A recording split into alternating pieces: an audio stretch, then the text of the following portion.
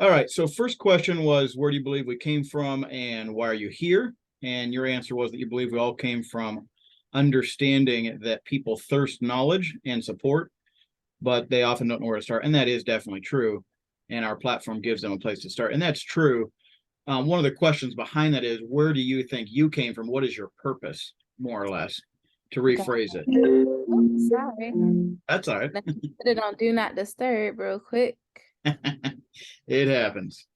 Focus. Do not disturb until I tell you to disturb again. So where do I feel like I have come from? I tell people all the time, I have been able to turn my pain into my purpose.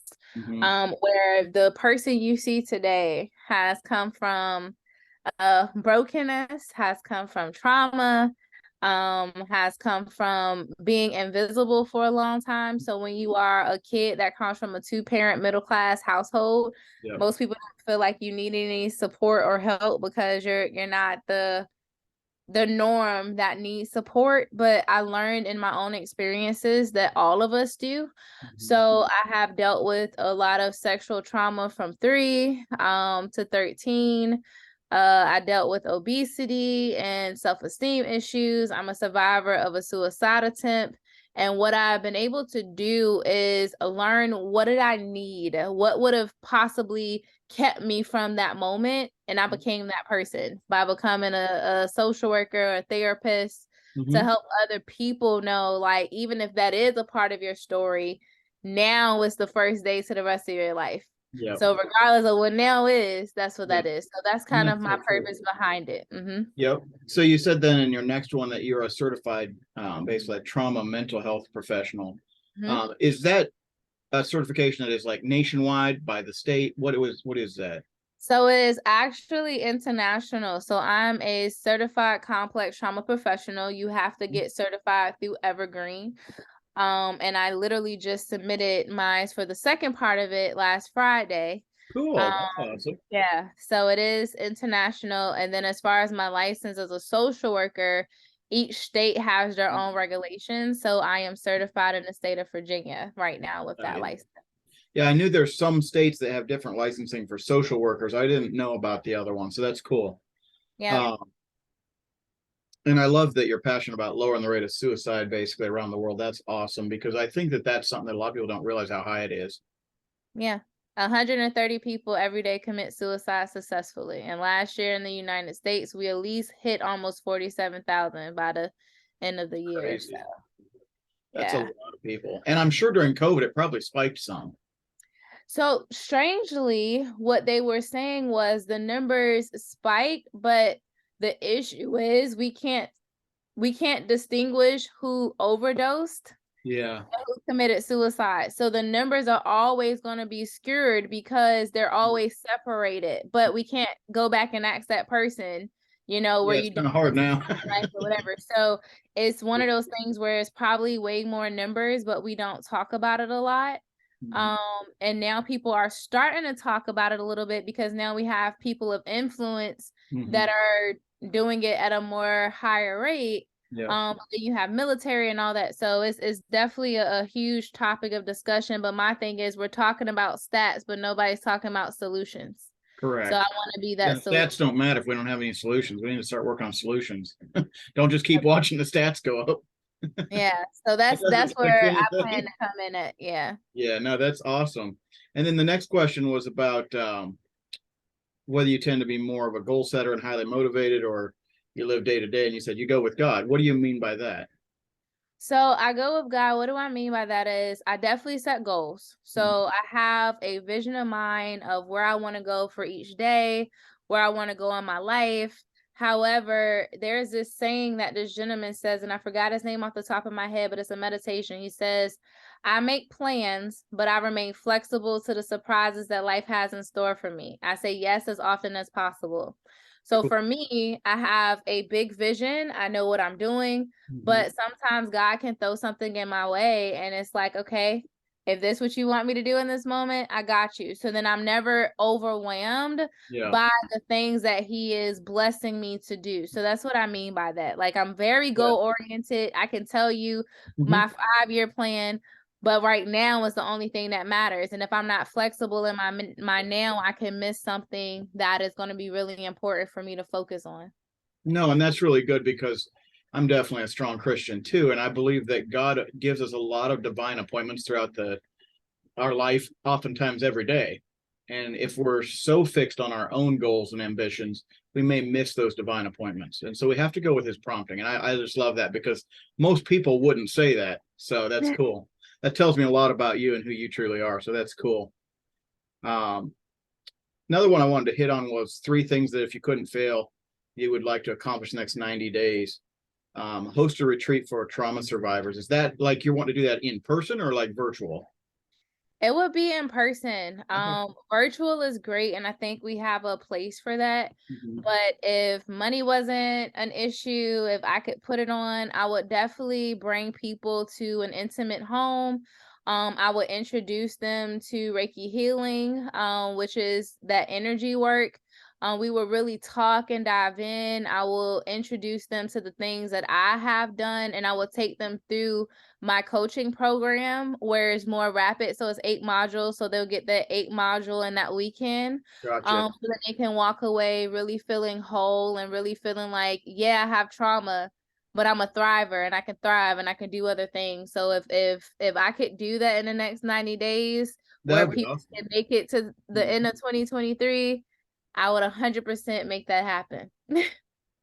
And then invest in a multi-family apartment community. Are you wanting to purchase like an apartment complex or I want a whole complete apartment complex where I pay for it all in money, where they don't have to influx, where the whole entire structure is already paid for.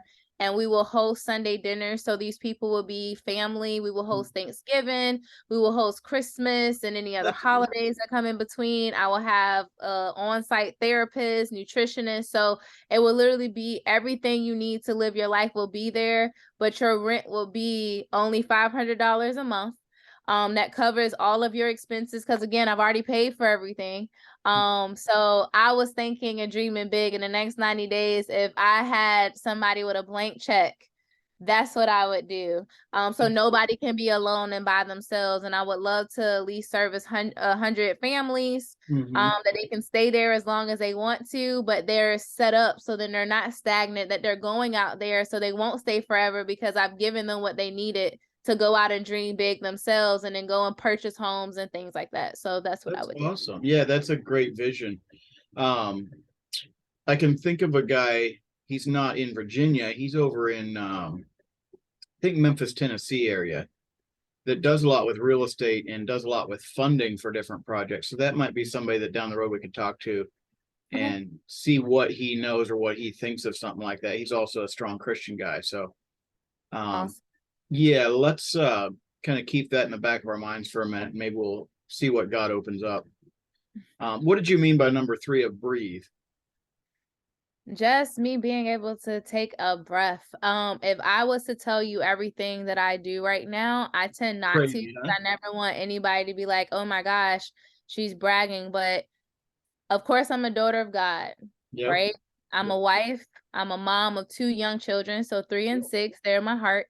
I'm a full-time PhD student at Regent. I'm a full-time coaching student at Virginia Bible College. I have my business full-time. I do private practice, and the list go on and on and on. Yeah. So if I could have a minute where, even if it's just a day, Mm-hmm.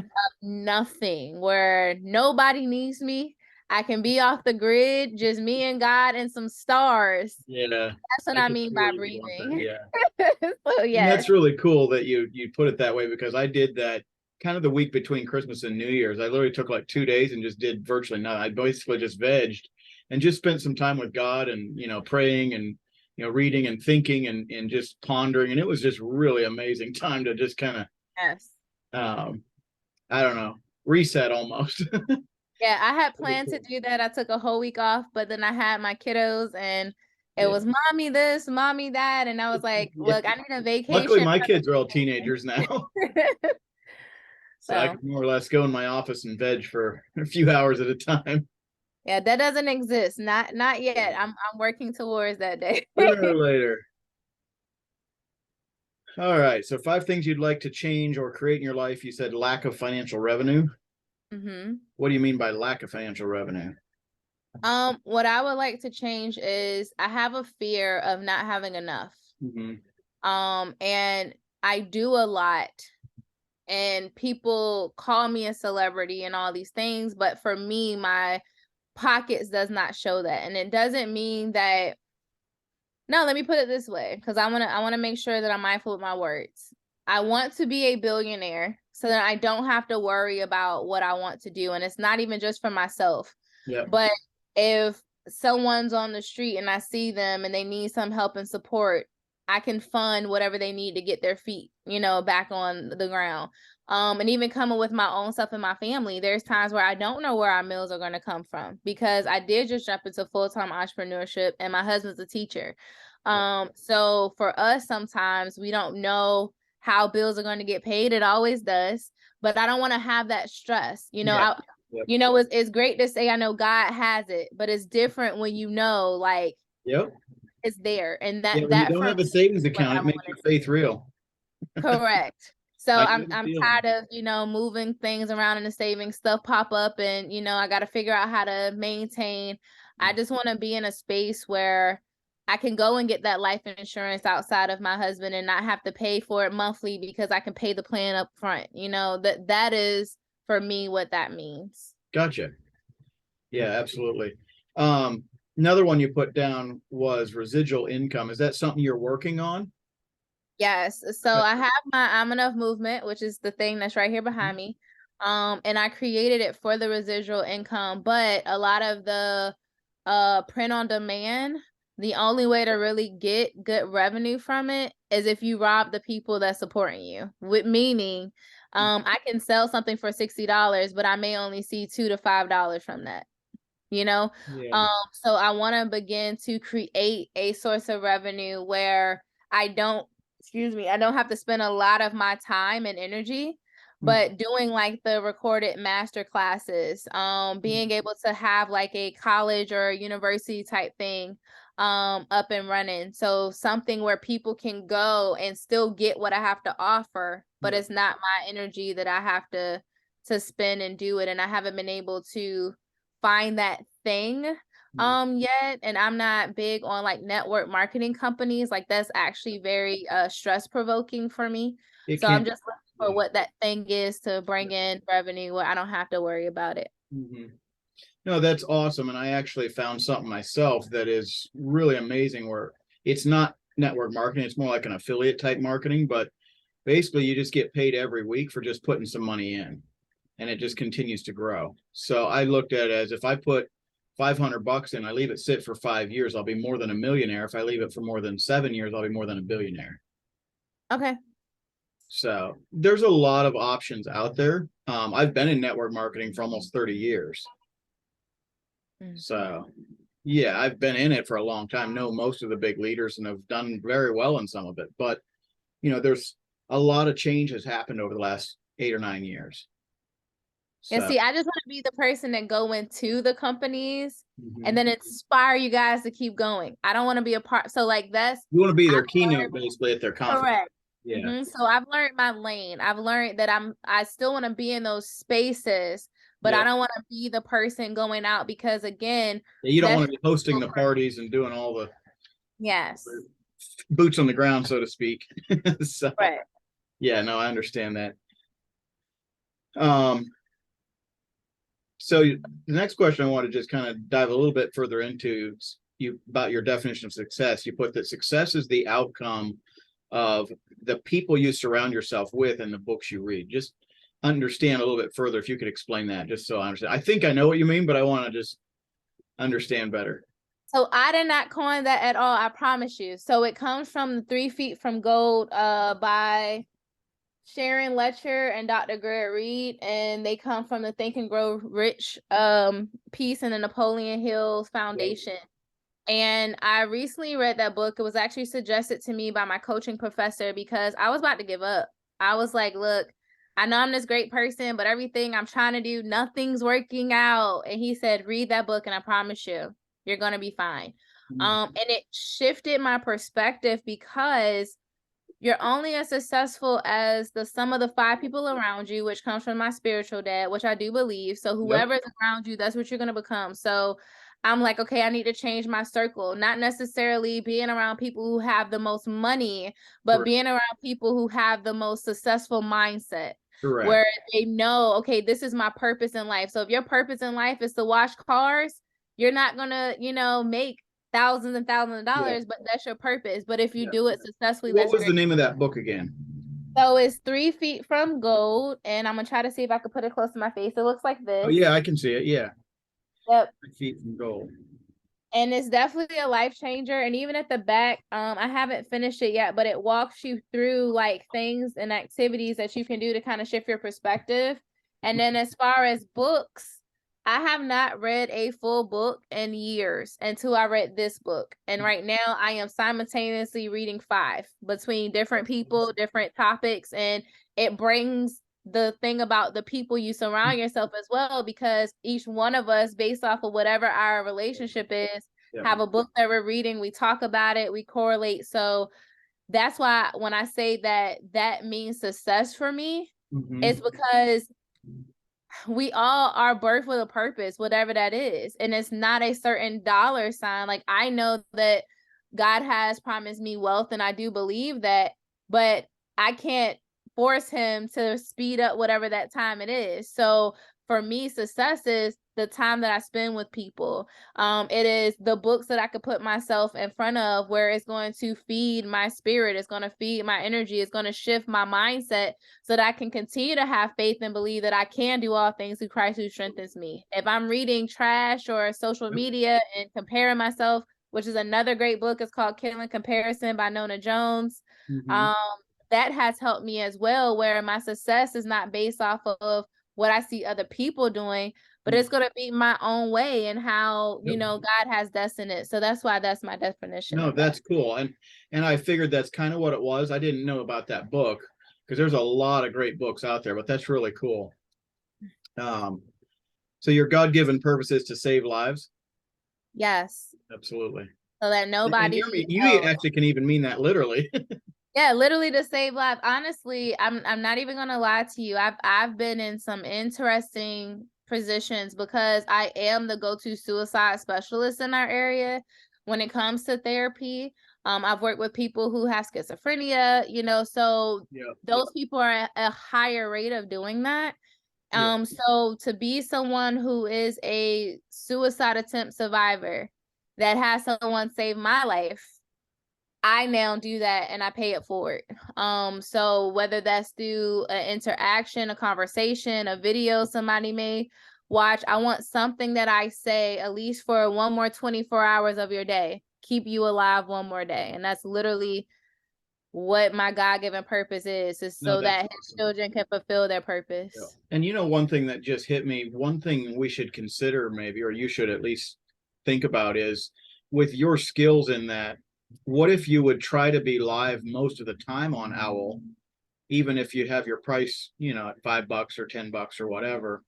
The benefit would be you could even put right on there something about suicide hotline, so that people who are feeling like it's time to end it all can, make a call and at least get some help from you, get some pointers, some things to do, some things to think about. Because I'm sure there's things you would know to help them, stop and take a minute to reflect. Absolutely. I will definitely do that. Yeah, I think that would be a wise thing, because we just never know. And at least there they could call and, get help. More or less it's anonymous because, obviously you would see who's calling based on their name, but that doesn't necessarily tell you much about them necessarily. Yeah. But I think that's cool. I can certainly understand your biggest fear. You know what my biggest fear was for years and years, and I've had to revamp it a little bit. My fear was being deceived, especially in a spiritual sense, because if I'm truly deceived, I'm not going to think I am. And so I realized that it's actually not the deception that I'm afraid of, because I won't be deceived as long as I basically keep my hand in his and my focus on him. However, deception comes with pride. And that's what causes the deception, because I begin to think I'm right and I'm not seeking him on everything. And so my true fear is that pride and ego will sneak in, and I will actually think I'm correct, even though it's actually the pride that makes me think I'm correct. So that's technically the deception. So that's probably my greatest fear, because if I actually am deceived and think I'm right when I'm actually not, that would mean I could end up at the pearly gates, or a judgment seat, so to speak, and find out, I was totally wrong. And it's a little late at that point.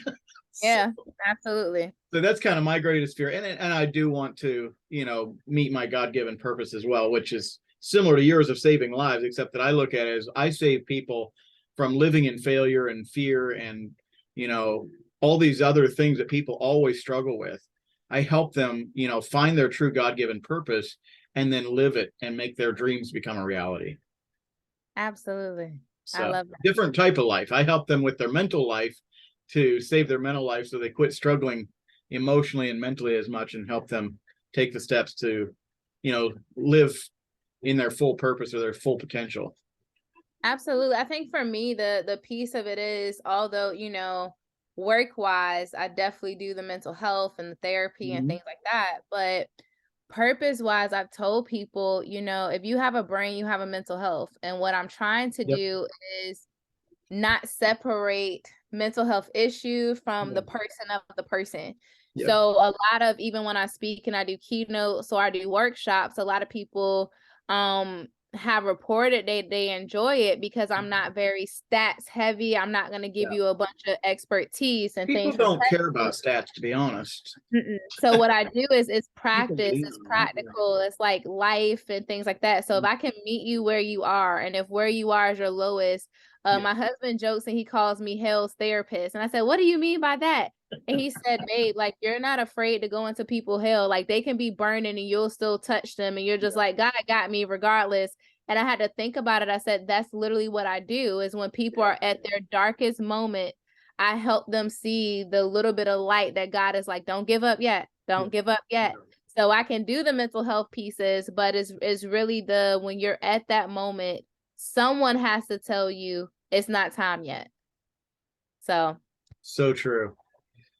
And I love your answer to what you're least proud of in your life, the years you spent comparing yourself to others. And I would have to agree with you in a sense. I think that's something pretty much everybody in this day and age goes through at some point.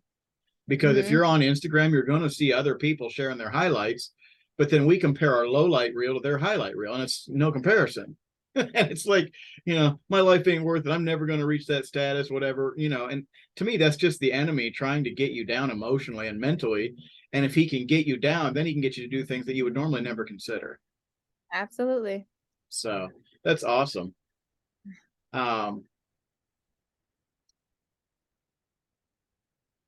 You said your kids are what, 3 and 6? Yes. That's awesome. What a fun age. Are you homeschooling them? No, so believe it or not, I thought I was gonna be that mom that homeschooled and they wasn't gonna watch TV until they were like 10 years old. No, I lied to myself. But what I will say is, though, I do make sure that they're thriving. So my son is 3, but he's already in school. He's That's a part of awesome. a role model program. So he's in an inclusion class where majority of the students have like IEPs or different diagnoses, and he's the one that is like the assistant to the teacher. So he loves being a role model. And my daughter is a 6-year-old going on 60 if you let her. And she enjoys the school. So for me, my thing was, how can I create a good balance? Like, how can I still teach them the things that is necessary that they're not going to get in school, through our conversations, through the things my husband and I do with them.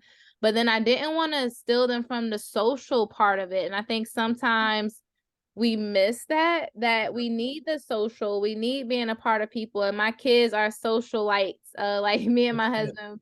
So, we were able to do that and getting them into activities and stuff. So, but my husband, like I said, the teacher, and he's a history teacher. So they're going to get all of the history and things like that. Get So history for sure. yeah. So yeah. That's cool. No, that's awesome. And then I like your daily habits, obviously spending time with God. That's what I do first every day. Engaging in your daily reflection and reading new books. That's awesome. Now, I don't read as many books as I do. I listen to the audiobooks. It allows me to do it while I'm doing other things. So if I'm driving somewhere, I'll often throw an audiobook on. It just allows me to learn, basically turn your car into a studio or into a classroom, I guess you'd say. So yeah, it is awesome.